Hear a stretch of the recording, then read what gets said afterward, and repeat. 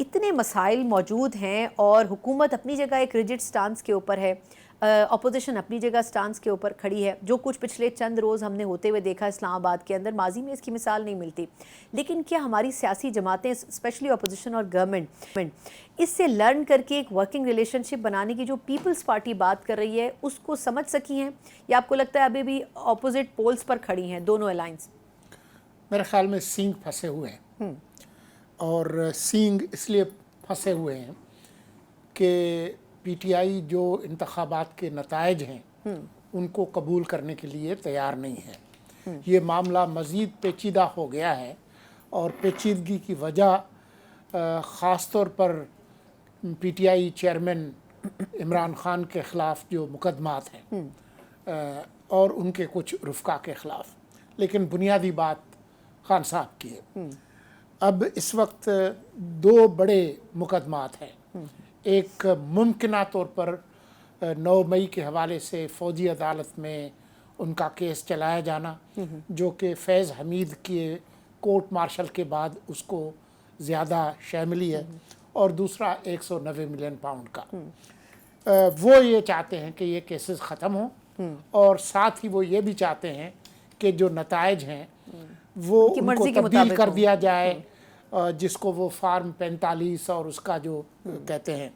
ساتھ ہی ان کے کچھ لیڈرز یہ بھی کہتے ہوئے سنائی دیے کہ جیسے ہی قاضی فائز عیسیٰ جائیں گے تو ہم ان تمام نتائج کو تبدیل کرا کے نہ صرف یہ کہ خان صاحب باہر آئیں گے بلکہ ہم ان کو جا کر وزارت عظمیٰ کی کرسی پر بٹھائیں گے. تو یہ جو خواہش ہے مقدمات ختم کرانے کی اور نتائج کو تبدیل کرنے کی، یہ رساکشی کا باعث ہے. اگر پی ٹی آئی موجودہ نظام اور نتائج کو تسلیم کر کے اپوزیشن کا رول ادا کرنے کے لیے تیار ہو جائے تو جو آپ کو اچھا ماحول آج کل ملا سرپرائزنگلی مل رہا ہے نا، بالکل وہ چل پڑے گا. خاص طور پر جو پروڈکشن آرڈر کے حوالے سے اور جس طریقے سے ممکنہ طور پر جو پارلیمان کے احاطے سے ان کی گرفتاری کے حوالے سے جو قضیہ چلا ہے، تو یہ ایک معاملہ تھا جس میں تمام جو تناؤ تھا اس میں آپ کو بظاہر ایک کمی بھی نظر آئی. لیکن جو بنیادی وجوہات ہیں اس تناؤ کے، وہ جب تک دور نہیں ہوتے تو یہ تناؤ ختم اچھا یہ تناؤ سر اب دیکھیں نا، کچھ لوگ ایسے ہیں جو بظاہر پی ٹی آئی کے لیے فائدہ مند ثابت نہیں ہو رہے ہیں. سی ایم خیبر پختونخوا کا جو سٹیٹمنٹ تھے، جو گفتگو تھی ان کی اتوار کے جلسے میں، اس کے اوپر کرٹیسزم ہوا، بظاہر وہ اس پہ شرمندہ نظر نہیں آتے. کل کی بھی جو ان کی گفتگو ہے وکلا سے، بظاہر لگ رہا ہے کہ وہ کہہ رہے ہیں کہ جی ہمارے ساتھ زیادتی ہو رہی ہے، ہم کیا خاموش رہیں گے. ہم نے مطلب ان کی لینگویج سے لگ رہا تھا کہ ان کو اس کے اوپر کوئی افسوس نہیں ہے. ایک تو یہ کہ آپ کو نہیں لگتا کہ ماحول جہاں بہتر ہونے لگتا ہے وہاں کچھ لوگ ماحول خراب کر دیتے ہیں پی ٹی آئی کے لیے؟ دیکھیں گنڈاپور صاحب جو ہے ان کی وزیر اعلیٰ پر جو نامزدگی تھی اس کی بنیادی وجہ اور جو ان کی جو لیاقت یا میرٹ ہے وہ تھی ہی یہ کہ وہ اس طرح کی گفتگو کرتے ہیں، اور یہ اسٹائل خان صاحب کو پسند ہے. یہ کہیں اور سے نہیں آئے، یہ انہی کی پسند تھی. لیکن کیونکہ ان پر دباؤ تھا اور الزامات تھے اپنی جماعت کے اندر کہ یہ وہ بکے ہوئے ہیں، وہ اندر جو ہے وہ طاقتور لوگوں کے ساتھ ان کے پاؤں پکڑتے ہیں، باہر آ کر گلا پکڑتے ہیں، تو یہ جو دباؤ تھا اس کو ڈیفلیکٹ کرنے کے لیے بھی انہوں نے ضرورت سے زیادہ جارحانہ ایک موقف اختیار کیا. لیکن جو بنیادی بات ہے، جو بنیادی جھگڑا ہے وہ یہ ہے کہ اگر خان صاحب کو ڈھیل ملتی ہے تو یہ بھی اپنا موقف جو ہے وہ ٹھنڈا کریں گے. اچھا افغانستان سے متعلق آپ کے خیال میں سر کیا رائے ہے کہ جو پالیسی وہ بتا رہے ہیں as a C M Khyber Pakhtunkhwa, state مطلب وفاق اور خود ادارے، کیا ایسی سیکیورٹی پالیسی اس طرح کا کوئی ایکشن برداشت کر سکیں گے کہ آپ ان کو پیچھے چھوڑ کے اپنے طور پر؟ اب آج اسد کیسر صاحب نے پارلیمنٹ میں کہا کہ جی ہم ایک گرینڈ جرگہ بلائیں گے افغانستان پہ، مطلب کس سے کنسلٹ کر رہے ہیں وہ اس بارے میں؟ دیکھیں ایک حزب اختلاف کے ایک رکن قومی اسمبلی کا تو یہ استحقاق ہے نہیں کہ وہ خارجہ پالیسی طے کرے. بالکل نہ کوئی صوبہ اس طرح سے کر سکتا ہے. دنیا میں جتنی بھی وفاقی جمہوریہ ہیں، پاکستان ایک وفاقی جمہوریہ ہے، اس کے اندر خارجہ پالیسی کے جو معاملات ہیں وہ کوئی وفاقی اکائی اپنے طور پر کر نہیں سکتی. لیکن یہ صرف ایک وفاقی اکائی کے کسی دوسرے ملک کے ساتھ تعلقات اسٹیبلش کرنے والی بات نہیں ہے. یہ معاملہ بہت آگے کا ہے. ایک ایسا ملک جہاں پر دہشت گردوں کو پناہ ملتی ہو، جہاں ان کے لیے محفوظ پناہ گاہیں ہوں، وہ ان کو آپریشنل اور لاجسٹک سہولیات فراہم کرتا ہو، وہ ملک جو آپ کی جو چوکیاں ہیں سرحدی ان پہ حملے کرتا ہو، ان کے ساتھ آپ کا ایک صوبے کا وزیر اعلیٰ کہے کہ ہم معاملات کو طے کریں گے، یہ وفاق کے خلاف اعلان بغاوت ہے. اس کے علاوہ کچھ نہیں ہے. یہ سارے جو حربے ہیں اس کا مقصد جو اڈیالہ میں جو صاحب ہیں ان پر دباؤ کم کرنا ہے، ان کے لیے کوئی ڈھیل دلوانا ہے، یہ اس کا مقصد. لیکن سولنگی صاحب، لیکن پھر اس کا مطلب تو جواب میں ایک دوسرا دباؤ بھی ہے نا جو کہ صوبے کے اوپر ڈالا جا رہا ہے اس صورت میں کہ جی آپ کے صوبے میں گورنر راج لگا دیا جائے گا یا پھر آپ ووٹ آف کانفیڈنس لیں.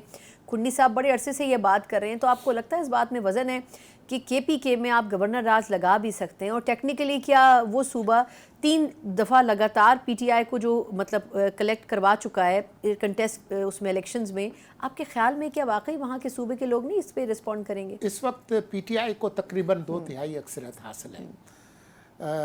انلیس پی ٹی آئی کے اندر کوئی بغاوت ہو. ابھی تک میرے پاس کوئی ایسی معلومات نہیں ہے کہ وہاں پر کوئی ایسی کھچڑی پک گئی ہے. وہ چند ایک لوگ ہیں جیسے جنید اکبر صاحب یا شکیل خان صاحب جو کہ میرے پاس ابھی تک ایسی کوئی نہیں ہے. لیکن گورنر راج لگنے کی جو بات ہے، آئین کے اندر اس کا ایک طریقہ کار موجود ہے.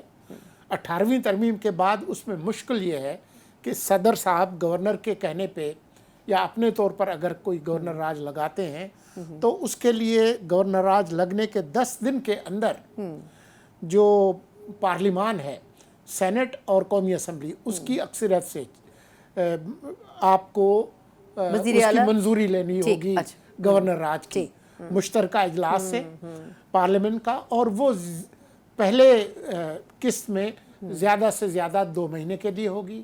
دوبارہ اس میں اگر توسیع کرنی ہوگی تو دوبارہ آپ کو پارلیمان کا مشترکہ اجلاس بلانا پڑے گا، اور بیک وقت زیادہ سے زیادہ گورنر راج 6 مہینے تک رہ سکتا ہے. اس کے بعد خود بخود وہ ختم ہو جاتا ہے. اچھا، لاسٹ کویسچن سر، وہ یہ کہ اب آپ نے جیسے خود کہا کہ ایک اپنی طور پر بھی ایفرٹ ہوتی ہے حکومت کی. جوڈیشل پیکج کے اوپر پچھلے کئی ہفتوں سے اسلام آباد میں بات ہو رہی ہے، اور حکومت ایون زرداری صاحب تک جو ہے وہ سنا ملاقاتیں کرتے رہے شاید کنونس کرنے کے لیے یا جے یو آئی فے کو اپنے ساتھ ملانے کے لیے. آپ کے خیال میں ایک تو یہ کہ کیا اس کی ضرورت تھی ہمارے سسٹم میں، جب فائز عیسیٰ صاحب نے بڑا کلیئرلی ان کے مطلب حوالے سے باتیں ہوتی رہیں کہ جی میں اکیلے نہیں لوں گا، یا اگر اجتماعی ہوگی تو پھر ٹھیک ہے ایکسیپٹیبل ہوگا، بٹ آپ کے خیال میں یہ جو پیکج لایا جا رہا ہے کیا اس کی واقعی ضرورت تھی ہمیں؟ دیکھیں، جو عدلیہ کے حوالے سے جو اصلاحات ہیں ان کی ضرورت تو ہے. 2008 کے بعد ہم نے یہ دیکھا کہ عدلیہ نے ایک طرح سے انتظامیہ کا کردار ادا کرنا شروع کیا. جو 19ویں ترمیم ہے وہ بنیادی طور پر پارلیمان کی نفی ہے. 19ویں ترمیم کے بعد ججز بظاہر اپنے آپ کو خود ہی ان تعیناتی کرتے ہیں، جو کہ مناسب نہیں ہے. دنیا بھر کی اکارڈنگ ٹو سینیورٹی نہیں ہوتا جو سینئر موسٹ ہو، وہ ٹھیک ہے، لیکن ججز کی ایلیویشن، پروموشن وغیرہ، ہائی کورٹ سے سپریم کورٹ لانا، اس میں جو پارلیمانی کمیٹی ہے اس کا جو کردار ہے وہ تقریباً انہوں نے ختم ہی کر دیا ہے. تو ایسے معاملات جو کہ کسی ایک پارٹی کو فائدہ دینے کے لیے یا کسی ایک شخص کو دینے کے لیے نہیں ہوتے تو اس کی تو لوگ حمایت کریں گے. لیکن اگر آپ نے آئینی ترمیم کرنی ہے تو اس کے لیے تو دونوں ہاؤسز میں ان کی جو ممبرشپ ہے اس کی 2/3 آپ کو چاہیے ہوگی، اس کے بغیر نہیں ہوگی. باقی جو سادہ ایکٹ آف دا پارلیمنٹ ہے وہ تو آپ کو سادہ. کوئکلی اگر مجھے بتا سکیں آپ کے خیال میں حکومت کے لیے آسان ہوگا کرنا سینٹ اور قومی اسمبلی دونوں سے؟ مختصر بتائیے گا، ٹائم ختم ہو چکا ہے سیگمنٹ کا. میرے خیال میں اگر جے یو آئی کو وہ راضی کر لیں تو یہ مشکل نہیں ہوگا. لیکن وہ راضی ابھی نہیں ہے، ابھی تک نہیں ہے. لیکن مولانا جو ہے وہ ایک زیرک سیاستدان ہے، اور اگر ان کی جو ضروریات ہیں اور جو ان کی خواہشات ہیں وہ پوری کی جائیں، جو بہت مشکل نہیں ہے، کوئی بہت بڑی نہیں ہے، تو یہ بالکل ممکن ہے.